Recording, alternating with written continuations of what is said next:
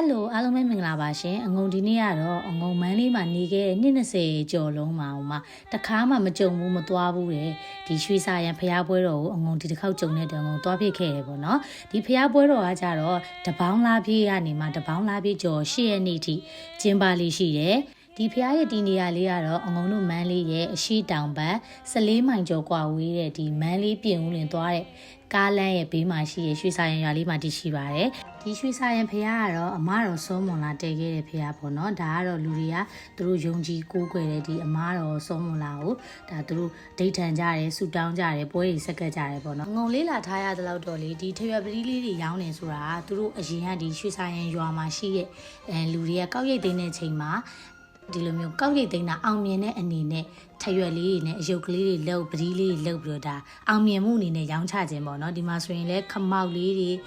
မြင်းလဲလေးတွေပြတိုင်းတောင်လေးဓားလေးတွေနဲ့ပေါ့နော်လုံးဝတကယ်မြမလက်မှုပညာပစ္စည်းလေးတွေအကုန်ဒီပွဲမှာရောင်းပေးရပေါ့နော်ဈေးနှုန်းလေးဆိုလည်းတက်တာတဲ့အငုံတော်မှဒါထရွက်ပတိလေးဝယ်ခဲ့သေးတယ်ပေါ့နော်နောက်ပြီးဒီရွှေစာရန်ဖျားရဲ့ထူးခြားချက်လေးတွေကသူကဒီဖျားပွဲကာလတစ်လျှောက်လုံးမှာဆိုရင်ဒီမြစ်အသွေးသွေးမှာရှိတဲ့ရင်းနေသရွာလေးတွေငါးလေးတွေကစလာပြီးတော့ဖျားကိုဖုံးမျိုးကြတယ်ပြီးရင်ဒီဖျားပွဲကာလအတွင်းမှာဆိုရင်အဲ့လိုမွေတွေကင်းနေအဲ့လိုမျိုးအစိတ်ရှိတဲ့သရွာတွေဘာကောင်မှမရှိဘူးပြီးရင်လူကိုလေကြိုက်တဲ့လောက်အများကြီးလာထောင်တောင်းမကလာဖျားမြေပေါ်မှာလူလုံးဝမပြည့်ဘူးပေါ့နော်ပြီးရင်ယာတီဦးတို့ကလည်းအေးမြရဲ့အတွက်လူတွေဖျားနာခြင်းလည်းမရှိဘူးအရင်ခေတ်ကတော့သူတို့ဝတ်ကောင်းစားလာတွေဝတ်တယ်လက်ဝတ်ရည်နာတွေဝတ်လဲဒါခိုးဆိုးလူနိုင်ခြင်းတွေမရှိဘူးပေါ့နော်အခုခေတ်တော့အငုံလည်းမပြောတတ်ဘူးပေါ့နော်ပြီးရင်လေလူတွေတဦးနဲ့တဦးအဲ့လိုစွန်းတော်ကတ်ဖို့အတွက်ဥအောင်ကတ်နေကြပေမဲ့လည်းအမြဲတမ်းထိတ်ဆုံးကနေမှဥအောင်ကတ်ထားတဲ့စွန်းတော်ကရှိပြီးသားပေါ့နော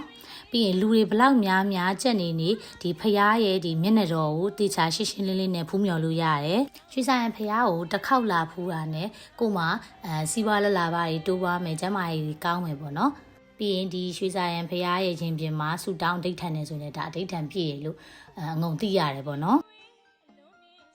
အငုံလေးဒီရွှေစာရန်ဖျားပွဲကိုငငယ်ကနေကသွားကျင်ခဲ့တာတော့အမှန်ပဲတခါမှမရောက်ခဲ့ဘူးပေါ့နော်ဒါအခုမှရောက်ခဲ့တယ်ဘာလို့သွားကျင်လဲဆိုတော့ငုံတို့ငငယ်တော့ကြည့်ဘူးတဲ့60စားတာလိမ့်မီဆိုတော့ရုပ်ရှင်စကားကြီးဆိုရင်ဒါရွှေစာရန်ဖျားပွဲကိုအခြေခံပြီးတော့ရိုက်ထားတာပေါ့နော်အမှဆိုရင်လေအရန်ကြည့်လို့ကောင်းတယ်အဲ့လိုလှဲလေးနဲ့ဖျားပွဲသွားကြတာလေးပေါ့နော်အခုဒီဖျားပွဲမှာကြတော့လေအငုံတို့တာမန်ပွဲစည်းတွေမှာရှိရဲ့အဲ့လိုစားစရာအစုံတွေပြီးရင်ကစားစရာအမျိုးတွေဆိုတာထက်ဒီမှာဆိုရင်ရွာတွေအသီးသီးကလာရောင်းကြတယ်ဒီလိုစေးမြင့်စုံတွေနနွန်းတွေပြီးရင်အညာဒေသထွက်ပစ္စည်းတွေစားစရာတွေကပိုများတယ်ပေါ့နော်ဒီမှာဆိုလဲဇီးသီးတွေဒီမှာလက်ပံကောင်းတွေ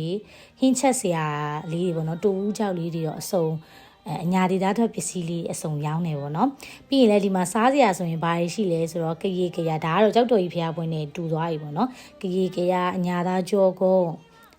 ဒါဆိုရင်တော့ဒါကရေကရကိုဒါတစ်မျိုးပေါ့နော်ပုံစံမတူတာလေးပေါ့နော်ဒါကတော့မုံကောင်းအောင်ပြီးရင်ဒါလေးကတော့အညာသားကြောကိုသူကတကြားနဲ့လောက်တာလေးရထညံနဲ့လောက်တာလေးရပေါ့နော်ဒါကလည်းကရေကရနောက်တစ်မျိုးပေါ့နော်ဒါကတော့အုံသီးတွေတကြားကြီးလည်းပါတယ်ပေါ့နော်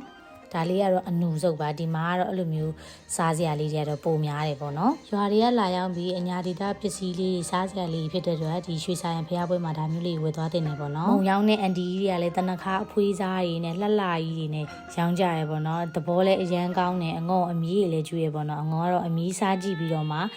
ဝယ်ခဲ့တယ်ပေါ့နော်အငုံကေကလည်းစားခြင်းနဲ့အညာသားကြောကုန်းလည်းစားခြင်းတို့အကုန်လုံးမျှပြီးတော့90သားထည့်ခိုင်းလိုက်တယ်ပေါ့နော်ခုမြင်နေရတာတော့ဒါနတောင်းကြချောင်းမှာဒီဘက်ကနေမှတစ်ဖက်ကိုသွားရင်အမားတော်စောမွန်လာရဲ့နန်းရင်ကိုရောက်တယ်ပေါ့နော်အခုငုံတို့ဆက်လေးစီးပြီးတော့သွားမှာပါသွားတဲ့လူတွေလည်းအများကြီးပဲဒီလေးတွေကလည်းကြည်စိမ့်ပြီးတော့အောက်ကကြောက်တွေထိပါမြင်ရတယ်ပေါ့နော်ငုံကတော့ကြောက်လို့ဒါဖျားစားတို့ရွနေရပေါ့နော်ဒီလိုမျိုးဆက်လေးလေးစီးပြီးသွားကြရဲဒါကတော့ဆက်လေးစိတ်အမှန်ပေါ့နော်ငုံကတော့ဆက်လေးစိတ်အမားကနေရောက်သွားတယ်ငုံတီးရတဲ့လောက်ကတော့အမားတော်စောမွန်လာတော့ဒါမင်းရဲ့မိဖုရားပေါ့နော်မိဖုရားကြီးတွေကလည်းမနာလို့ဝင်တူကြတယ်ဒီနတောင်းကလည်းသူကဓာတ်တော်နဲ့ပြုလုပ်ထားပြီးတဲ့ဓာတ်တော်တွေကိုမျိုးတာကိုဆုံးတော့စားပါရဆိုပြီးတော့မိဖုရားကြီးတွေကဂုံးချော်ရတဲ့အတွက်ဘယင်းမင်းကြီးကလည်းတကယ်ထင်ပြီးတော့သူ့ကိုနေရက်ကိုပြန်လွတ်ခဲ့ရပေါ့နော်ဒုထဝရီမြင်နာကိုရောက်တဲ့ချိန်မှာသူရေချိုးကိုမှထမင်းအောင်ခေါင်းပေါ်တင်လိုက်တဲ့ချိန်မှာနတောင်းကပြုတ်ကြပြီးတော့ဒီကောင်းကင်ရံမှာဒီစားတငယ်တွေဝန်းရံပြီးတော့သူတရှိနေရဲ့အဲအကြောင်းမို့လဲဒါရွှေစာရံဆိုပြီးတော့လေသူကနာမည်ပေးခဲ့တာပေါ့နော်ဒီဖျားကိုတည်တဲ့ချိန်မှာလဲသူကရှမ်းပြည်ဘက်ကိုလှည့်ထားခဲ့တယ်ဘယင်းကြီးကသူရှမ်းပြည်ဘက်ကိုလှည့်ရလားပကံပြူလှည့်ရလားစစ်ဆေးခိုင်းလိုက်တယ်ပေါ့နော်ရှမ်းပြည်ဘက်ကိုလှည့်ရဆိုရင်တတ်ခဲ့ဆိုပြီးတော့လဲအမိတ်ပေးလိုက်တယ်အဲ့ဒီမှာသူကဖျားကိုတစ္ဆာဆိုပြီးတော့ တော့မှဒီပကံမီဘက်ကိုလှည့်ဖို့ဆူတောင်းခဲ့တဲ့အချိန်မှာပကံမီဘက်ကိုပြန်လှည့်သွားတယ်ပေါ့နော်သူကွယ်လွန်သွားတဲ့အချိန်မှာလည်းဒီဖျားမှာအဆောင်အနေနဲ့ဒါပြန်လာပြီးတော့ဖြစ်တယ်ပေါ့နော်ဒါကိုလူတွေယုံကြည်ကိုးကွယ်ကြပြီးတော့ဒါအမားတော်ကိုးကွယ်ကြတယ်ပေါ့နော်အခုဒါအငုံကတော့အငုံတိတောက်လေးပြပြရဖြစ်ပါတယ်အမားယွန်းလေးပါခဲ့ရဆိုလဲခွင့်လွှတ်ပေးကြဖို့အတွက်အငုံကမေတ္တာရက်ခံပါရရှင်နောက်လည်းအငုံပေးသွားပြီးတော့ဗာလေးပြောပြအောင်လဲဆိုအားလုံးပဲစကြည့်ပြကြပါအောင်เนาะခုတော့အားလုံးပဲတတာပါ